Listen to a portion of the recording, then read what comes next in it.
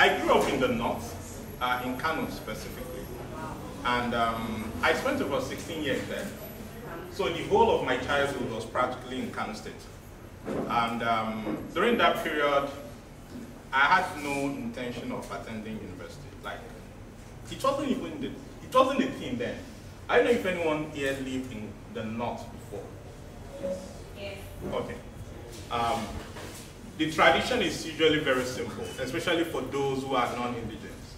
What you usually do is, you go to school, primary school, secondary school. After you get back home, you must have one thing done.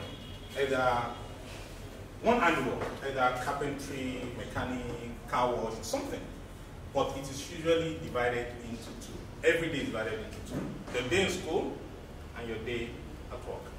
So the cap is usually that after secondary school, you proceed to complete that annual work, and then that is your profession. That's usually the case. Of course, there are universities in Kano, right? But they are not as prominent as what we have in the Southwest. So the intention wasn't to even go to university at all. The intention was just complete the regular secondary school education and then, you know, go on and do, then I was doing apprenticeship in a mechanic workshop, repairing generator sets and so on and so forth. I was almost graduating, if that is the word they use there. But something happened, which feeds into what the previous speaker mentioned about providence. It was a terrible incident because that was when we had this issue in Kano, the riot in Kano that happened after some Hausa people were killed in, I think, Sango. They brought their thoughts to Kano and riot erupted. A lot of people died. A lot of people died. That was in 1999.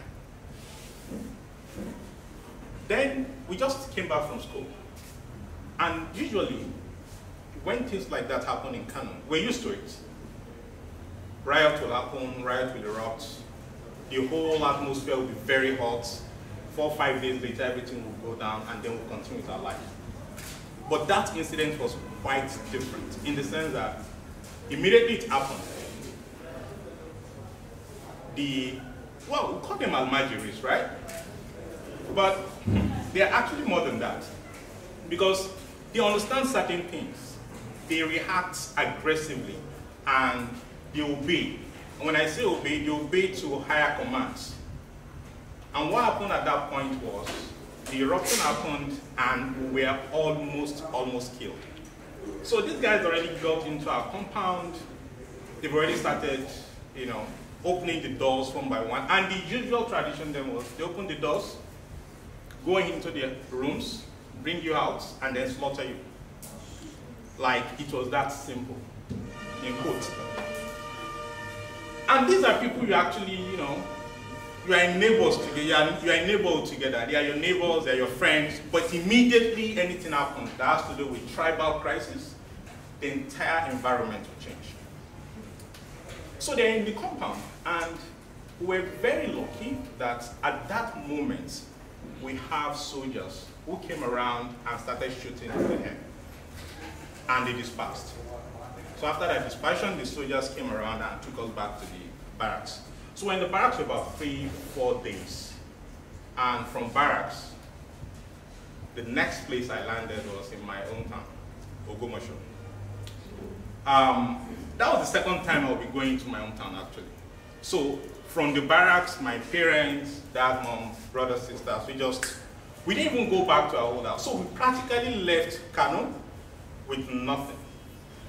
And that incident was quite important in the sense that during that time there was no GSM, like it wasn't as rampant, right? And it practically meant that I lost my childhood. You can imagine you not having the opportunity to see those you went to primary school with or secondary school. Just imagine how your life would be. And that's exactly what happened. Because I couldn't connect with anyone, even till now. I can't see anybody that I went to primary school with. Secondary school, yeah, couple, after I completed my secondary school in Ogomosho, but in Kano it was like nobody. So it was just like starting life all over again.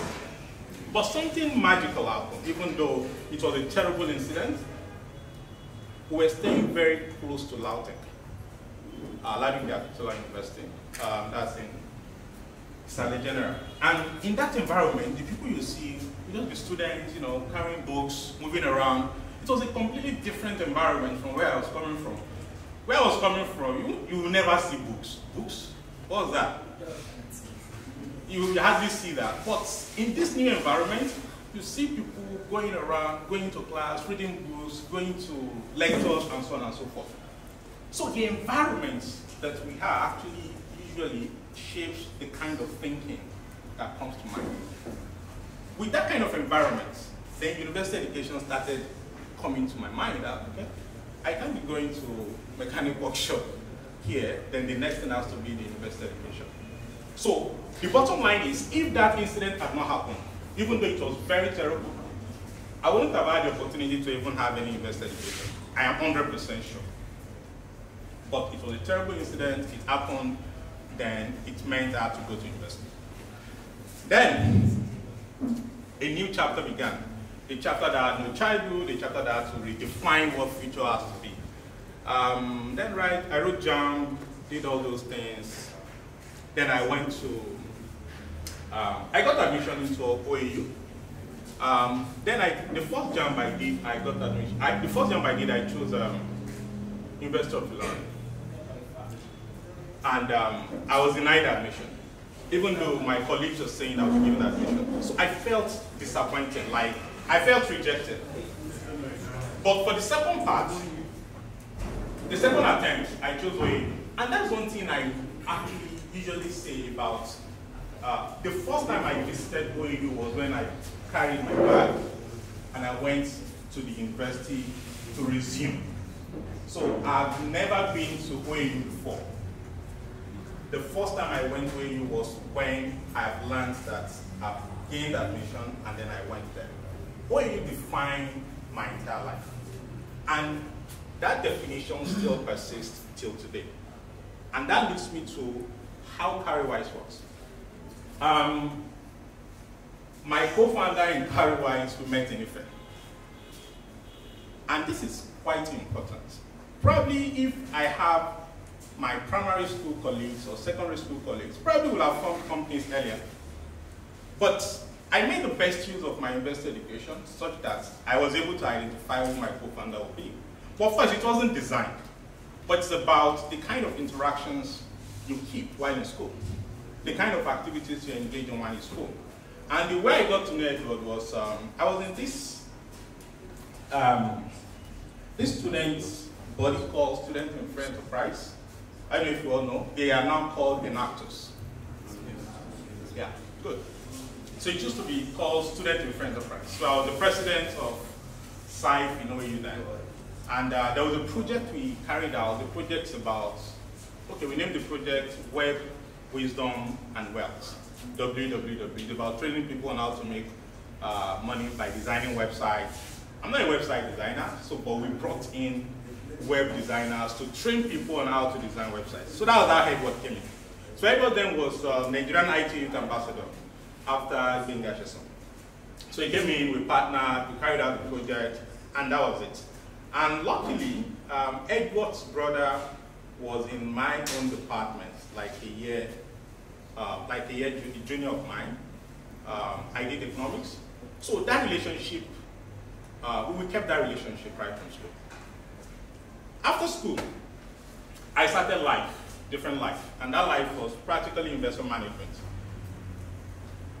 Edward finished school, he started life with SSCH.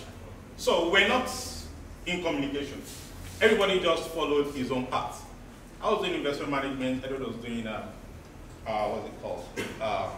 Technology life. But in my years in investment management industry, something usually came up, and that is about what can people invest in. Young people who just finish school, they'll come, what can I buy? What can I invest in? So the first question is usually that after you finish school, you get a job, there is this sense of responsibility that comes to you when you get your first job, or when your first salary first hits your bank account. That sense of responsibility that you are now a different person. So what do you invest in? And the existing industry is such that very few people can actually have access to it. That is where the industry has been designed. So linking that to how businesses or how startup works is this. Learning to code, being a programmer or being a technical expert is very, very fundamental. Just as understanding the market you're trying to solve is as fundamental. So technology is key, but you need to first understand the problem that tech is trying to solve. So in the Nigerian investment management industry, for example, the context is this. Just about 350,000 people are actively investing in Nigeria as of today. Just about 350,000. And that number is so small that when you look at it relative to other countries in the world, you don't even see Nigeria in the picture at all. And the reason is very simple. If you have to invest, there are a lot of barriers. Those barriers are regulatory. Those barriers are also operational based on the existing industry players. And the reason is this. If you are investing, for example, the typical process of making payment is you sending money into the company's bank account, right? And the company, you send an email to follow up. And the company confirms your email, you check their bank statement, they see the money has come in, and then they credit your account with them. Now imagine a scenario where 10,000 people are sending money to a company's bank account.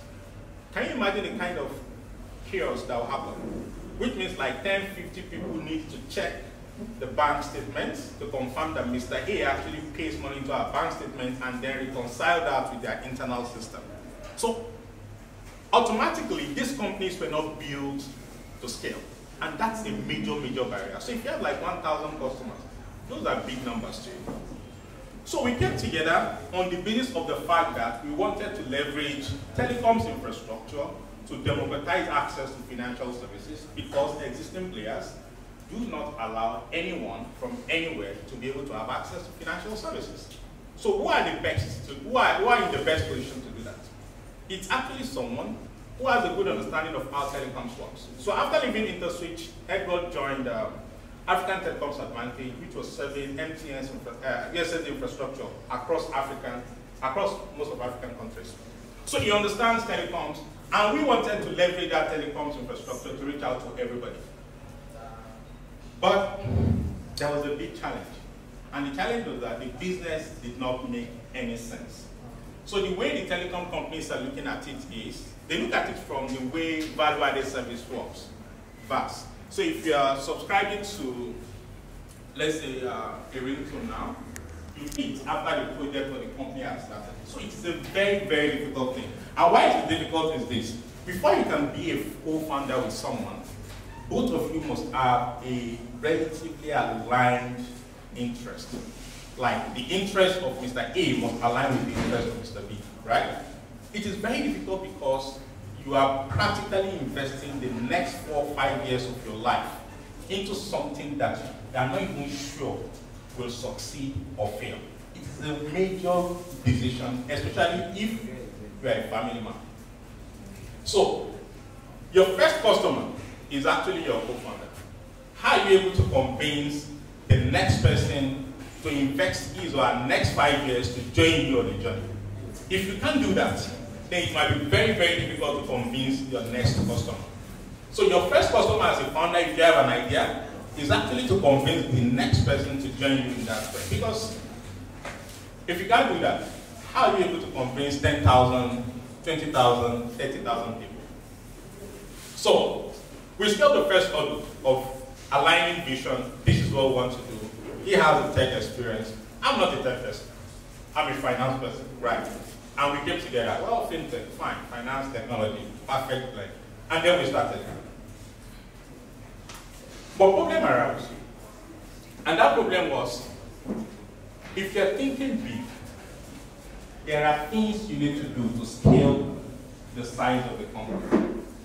And the issue of Y Combinator came up. And frankly speaking, from day one, we decided we would not apply to IC because we thought it was a waste of time. And why we thought it was a waste of time was, why would we leave Nigeria, leave the market, leave the business, and go down to Silicon Valley to spend 3 months while the market is ongoing here? We just felt it was a waste, complete waste of time. But looking back, I think it was the best decision we ever made as a company, applying to YC. And the reason is this: YC is not magic. And I would sincerely advise, if you have the intention of running a business, building a tech company, immediately you have your idea or your MVP developed, and you are relatively sure. You can't be absolutely sure. I'm 100%. You cannot be absolutely sure. You are relatively sure of the idea you want to run with. Try and apply. It can change the direction of your company for good. Like, it can change it for good. And these are the reasons why I said that. I remember a particular meeting we had with the YC partner when we were trying to size up the Nigerian market to see, okay, how do I find where do you think this company can be in the next 5, 10 years? And the event was named, what can you do to your company to make the company a $100 billion company? Of course, how many companies are $100 billion company in the world? Very few. You can count them on your fingertips. But they will challenge you to the extent that you need to start thinking extremely big. And we look at it. Do we have any company worth $10 billion in Nigeria? $10 billion.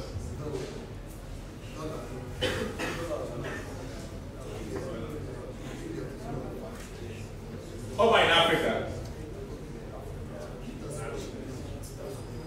$10 billion. Is that? $10 billion. $10 billion. So, what's the biggest company in Nigeria, by the way? And what's the value? Okay, the biggest company in financial services. What's the value? Okay, so industry was supposed to list like a couple of years ago at about $1 billion. They're supposed to be the first unicorn actually, but they've not listed on the London Stock Exchange. So they might worth $1 billion private valuation, but publicly we might not really be able to say. So publicly, from public listed companies, the biggest company in Nigeria is actually GTB. GTB, yeah. In financial service company. Dangote Cement is of course bigger than GTB, but in the financial service industry, it's GTB. And GTB is worth just about $3 billion. $3 billion. Now, if GTB is worth just about $3 billion, now let's start thinking about how scale can be contextualized. There are companies in Silicon Valley, of course, this is stretching it, of course. There are companies in Silicon Valley that were founded 3 years ago that are worth $3 billion today. And these companies are run by people who are even underpaid. So you can compare that. So if you're thinking of scale, the question is, what kind of scale are you thinking about? The entire Nigerian market, in terms of regulatory capitalization of companies that are listed, is just about $35 billion. That's the entire market. And the valuation of Airbnb alone is about $40 billion. So that's one company which is bigger than the entire market put together. However, the Nigerian companies are seen as big, right? So if you're building your tech startups, the companies you're looking for to be, I want to be as big as these companies. Whereas those companies are just operating as local maximum. So the first thing that needs to change is the way you even think. What do you want to achieve? It talks about dreaming big earlier. Dreaming big can't come if you don't have that, if you don't have the factors that enable you to dream very, very big. If you're operating within the local environment, what you see are the local champions. But if you take your mind off the local champions, then you start seeing something that's extremely big. And the way you can also look at it from is this. How old is the first bank? I think they're trying to celebrate around 25 years, right? Yes. How old is GTB?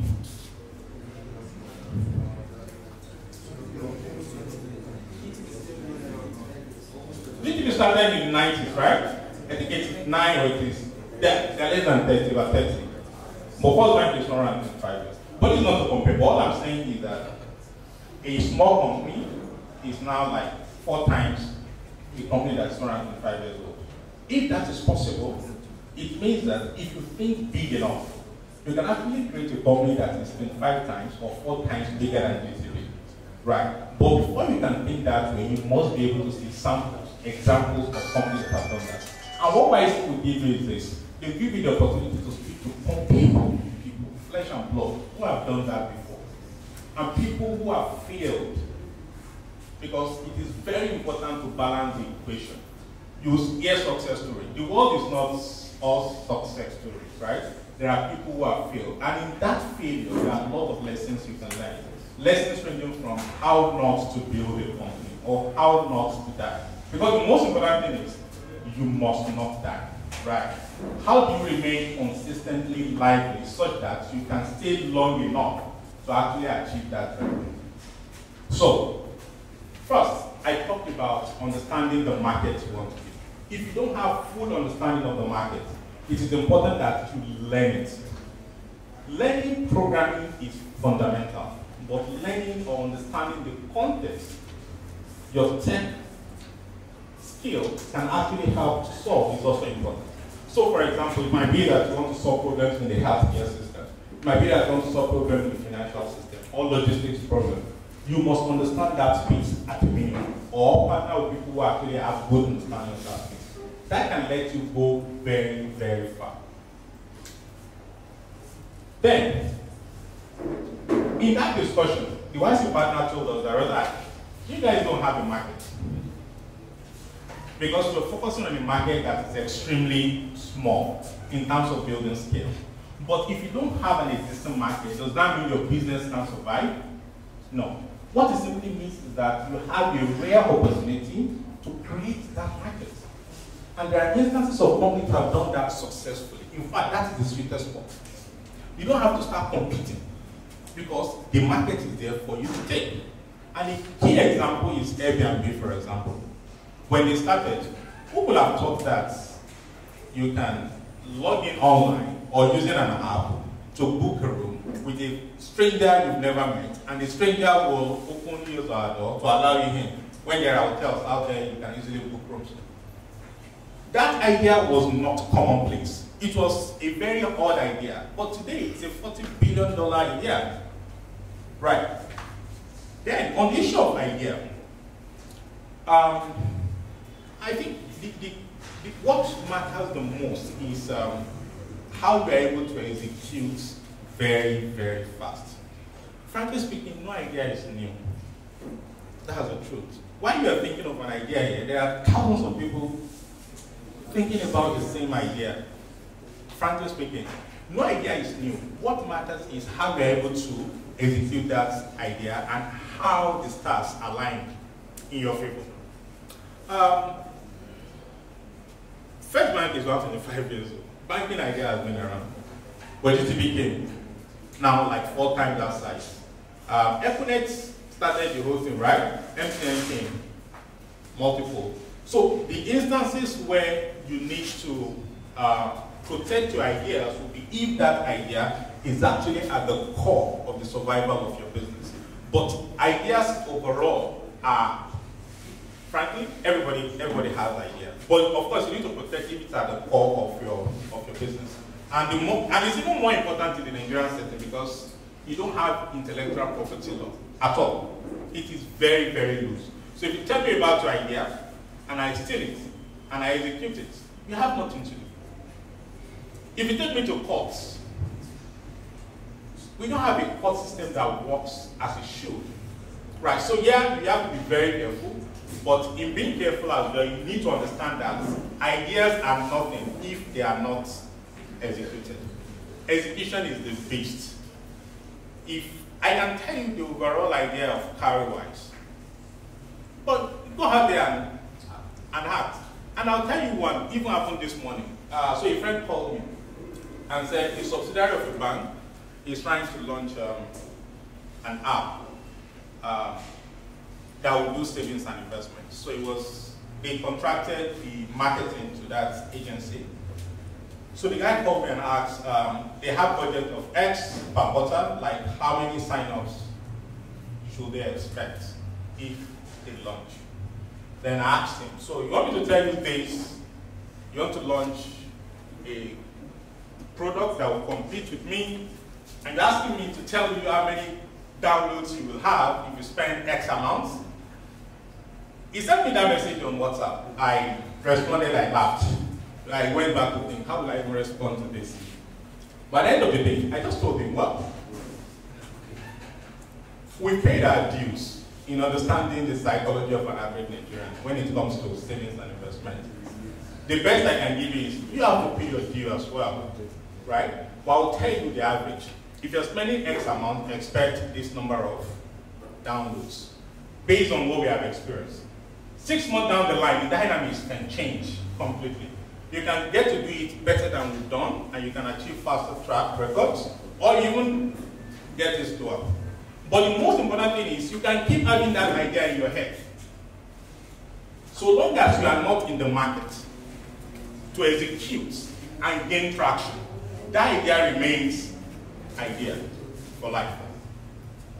Then, how do you deal with investors? You have ideas, you understand the market, you have partners who are ready to live their next 5 years with you. How do you raise money to execute the idea? Frankly, nothing comes cheap. What I've seen is that in the Nigerian market, the Nigerian ecosystem is growing very fast, growing very, very fast, but we still have a long way to go when it comes to understanding how fast growth startup works. The existing crop of investors that we have, majority, actually understand the traditional means of investing. Like, I'm investing in your company, how much have you spent? You've spent 10 million, so I'm giving you 10 million. So I own 50% of your company because I'm giving you 10 million and you also have spent 10 million. That's, back of the envelope valuation. But that's not how companies work, right? So the whole idea is they don't usually value what you've achieved that are not tangible. What they want to see is the tangibility of what you've done. But if you are like building houses, they can value the house. This house is worth 200 million. So I'm giving you 100 million. You are a own 30, very rough idea. But the way startup works, especially fast growth startup, is they can actually grow very fast in such a way that in 3, 4, 5 years, the kind of value you get can be extremely unimaginable. And that future of understanding how startup works is what most local investors don't understand. Developed markets understand that very well because they've had a lot of instances, cases of those things happening. But we really have those things in Nigeria. We have not had significant exits that can point to how startup can start from 0 to $1 billion. But if, for example, we have 4 or 5 cases of Jumia going public and getting listed at $1 billion, and in the next 2 months you have another company listed at $1 billion, and in the next 3 years you have Carrywise listed at $1 billion, people wake up that there is some value in here. But until we start to see those case studies of companies actually moving from nothing to something big, the ecosystem will start to change in a positive light. But before then, do you have to wait until the ecosystem changes before you actually pursue your idea? No. You need to make use of the channels that are currently functional. And that is where speaking to the people who understand how startup works comes in. That does not mean that there are no local investors that understand this. The number of local investors who understand this is rising, right? But it might not be enough for everybody. And that's the truth. Then the other thing is, when you have an idea and you start a company, what some local investors will ask for is your business plan. And frankly speaking, if you have your way, if any investor is asking you for business plan at your startup idea, I'm not sure the person actually understands your problem. Because the problem you have as a startup is not business idea, it's not business plan. It's the idea that you want to execute. And I'll give you an example. There was this company that was into data in Nigeria. So the company contracted out to KPMG to develop business plan. The business plan was developed at 10 million naira. So you paid 10 million naira to develop the business plan. It was details, like 4 pages. Detail from customer to market to competition, regulatory, 54 pages. It was delivered. 3 months after it was delivered, everything in the business plan, everything was different from reality. So the first thing you should look at is, if you have a 54-page business plan, you expect the founder, who should be working, to be reading 54-page document to execute. Startups can grow very fast to succeed, or they just grow and fail. And that is the whole thing. Because from day one, you hardly have full idea of what you will do. What you have is just a faint, relatively clear, but not perfectly clear. You can't have it like perfectly mapped out. It's not possible. You can read through the history of most accomplished companies today. When they started, probably you're thinking this, but they started to move and they felt, wow, we can actually get to this point. But from day one, you should have a reasonably convincing level of vision that you want to achieve. But that doesn't mean that that vision, or the way you think that vision will evolve, is 100% clear to you from day one. So if you now expect me to write 30-page business plan on what I know perfectly that in the next 2 months or 3 months, that business plan will change completely. You're projecting in the next, startup or not GTP, not First Bank. GTP can do that.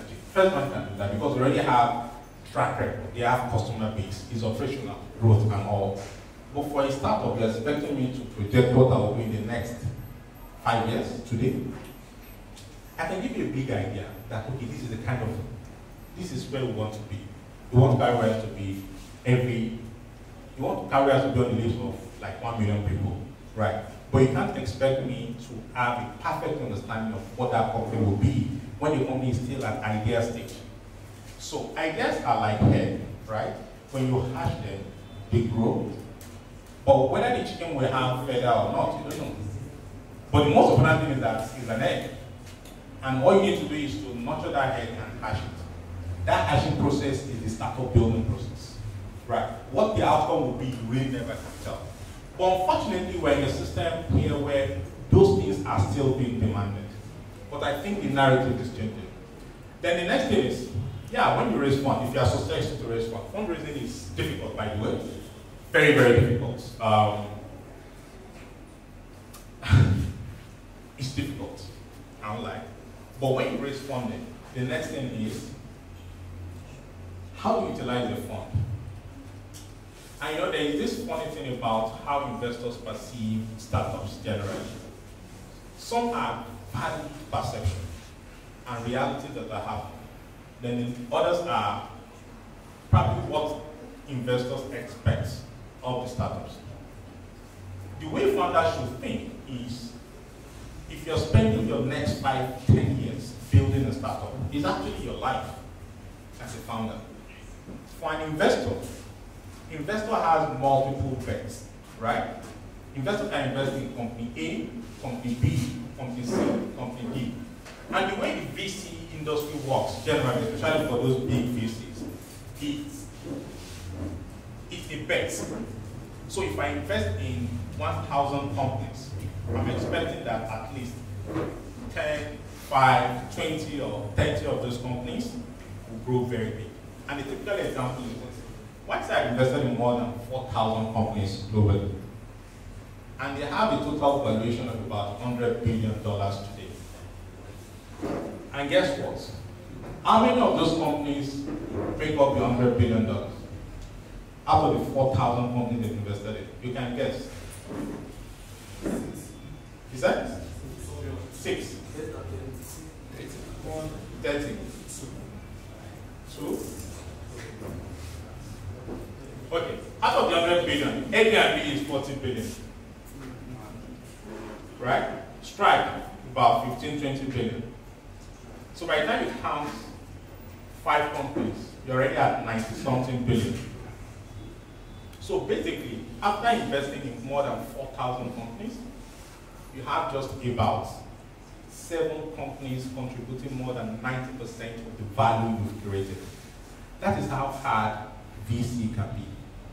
But mind you, they've invested a lot and they're getting a lot of value right now from few companies. But now flip the charts. Look at this from a founder's point of view.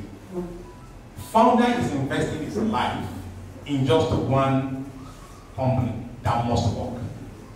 Unfortunately, not all startups work. Out of 4,000, we're saying less than 10 contributes 90% of the entire value. So you should be thinking about the other 3,000 now runs. What are they doing? So as a founder, the bet is on you. You have just one bet that must work. And that should be the primary motivation. That the funds are raised. If you don't utilize it very well to create value, it's like you're giving an open check. You have an idea. Okay, we are convinced you have an idea. We are convinced of your capacity. We are convinced of the market you're trying to tackle. Okay? Have this bet. Go and execute. There are instances where founders go flamboyant, spend it, and so on and so forth. Not actually knowing that what you're spending is the social capital that you've utilized to raise the capital that ordinarily you should use to build values for those who have entrusted you with that capital, with that distribution, that you create value for them and create value for yourself. If you fail, it's normal. If you fail, honorably. But if you fail on the basis of the fact that you do not utilize the capital very well, it is not just that you have answers or questions to answer. I'm very sure you'll be very happy with yourself because that is the singular bet you have on yourself. Unlike VCs that have multiple bets. Because if you don't succeed, there are other companies that VC have invested in that will succeed.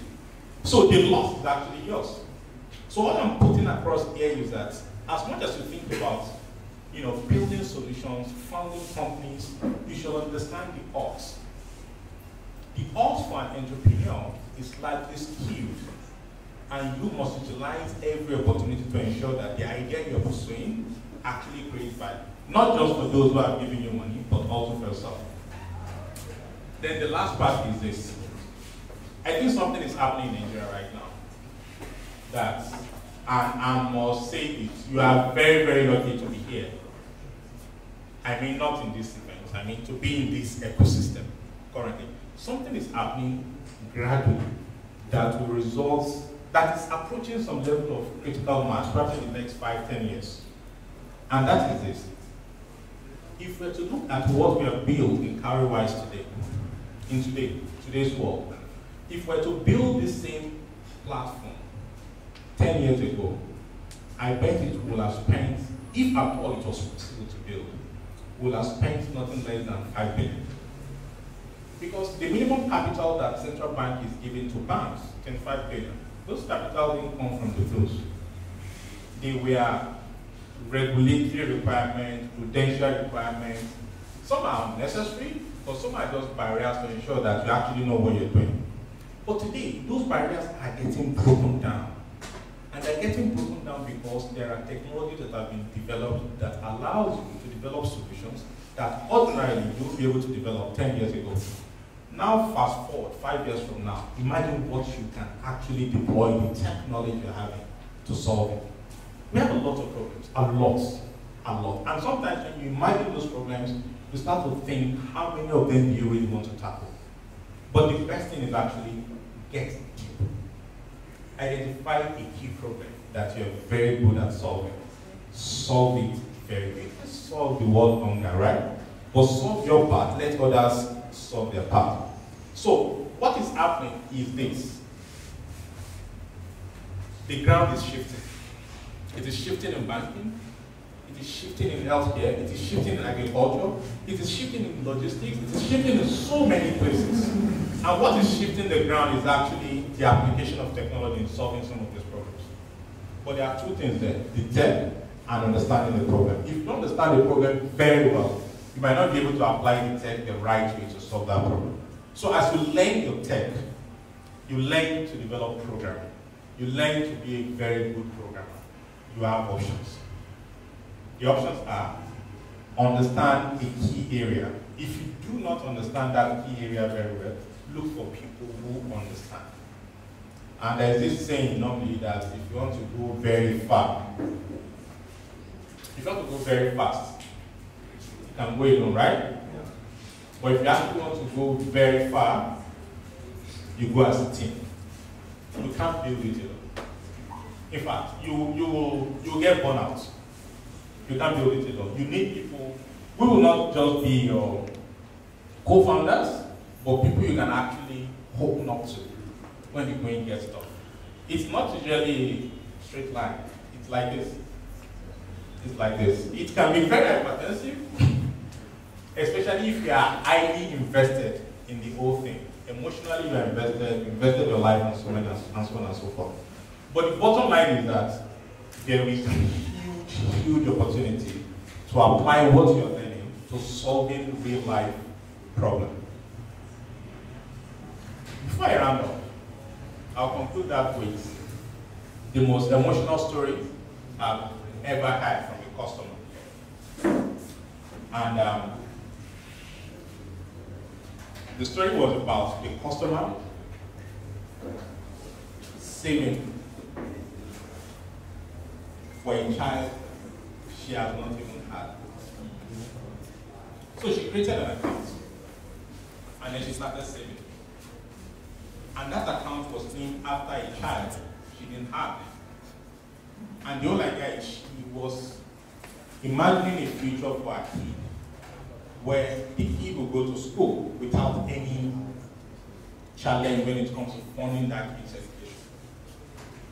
And when you hear stories like that, it reinforces the fact that sometimes what we need to do to accomplish some of the life moments we have in the future might just be us having access to the right tools that allows us to plan.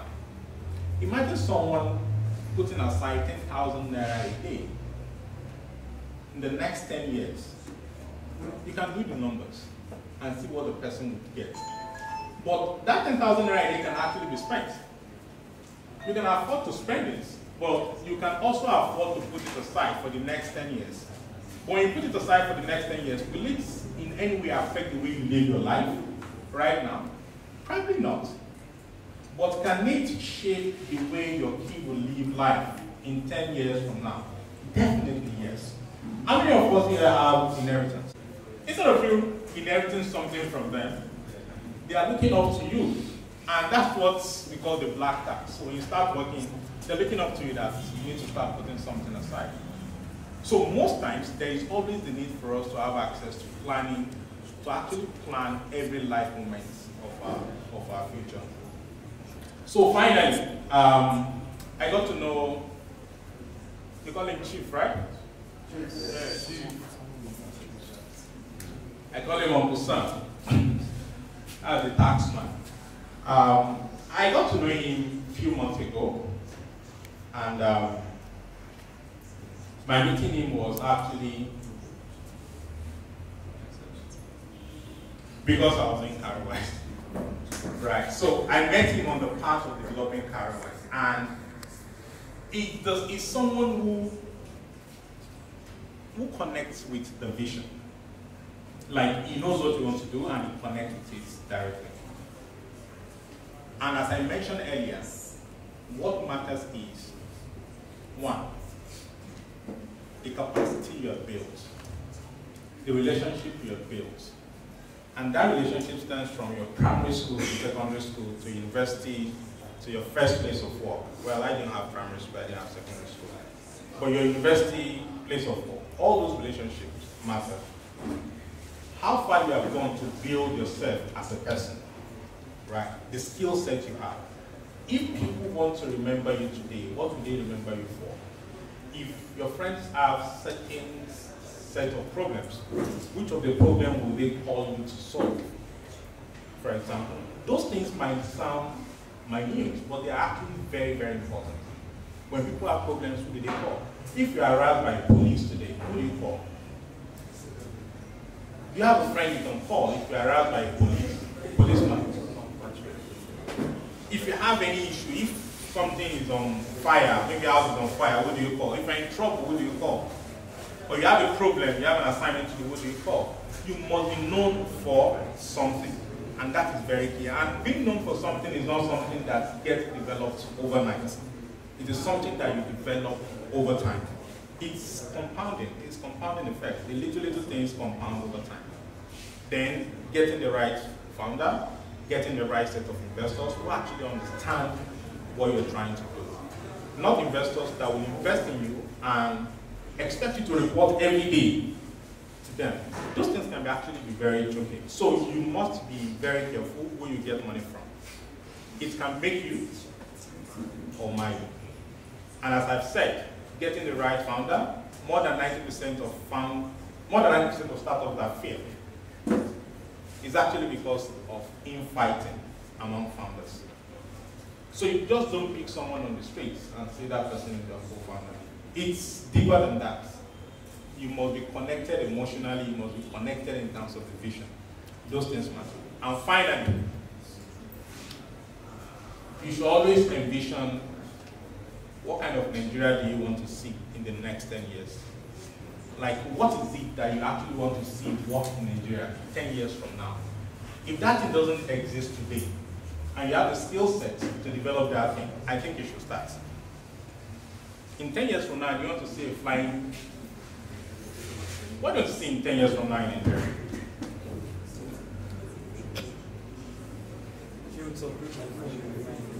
Operate your phone with your mind. Okay. Is that a problem worth solving? Like, what problem don't you want to see in Nigeria in the next 10 years? Maybe that is the way to put it. You don't want to see why? Maybe you start planning to become Nigerian president in the next 10 years. But overall, the whole framework is very simple. Think 10 years from now. What are those things you want to see 10 years from now that are not existing today? What are those things that exist today that you feel are major problems that you don't want to see 10 years from now? Those are the opportunities. With the right skill set, you can actually solve those problems. And at the end of the day, you are not just solving those problems. You are solving problems for millions of people who will actually reward you handsomely. There is always reward when you solve pain points for people. So, as you develop in your tech careers, develop in developing yourself, build relationships. Very, very key. The people you are sitting down here, some of them might be your co-founders. Build relationship, create the right impression. Those things matter a lot. Okay? So thank you very much.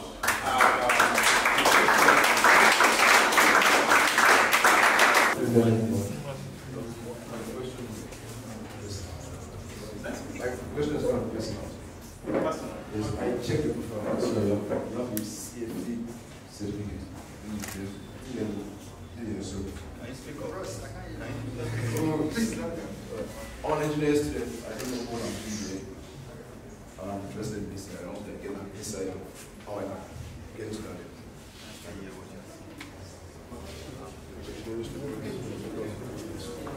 So your question is on CFA, right? Yes. Okay, so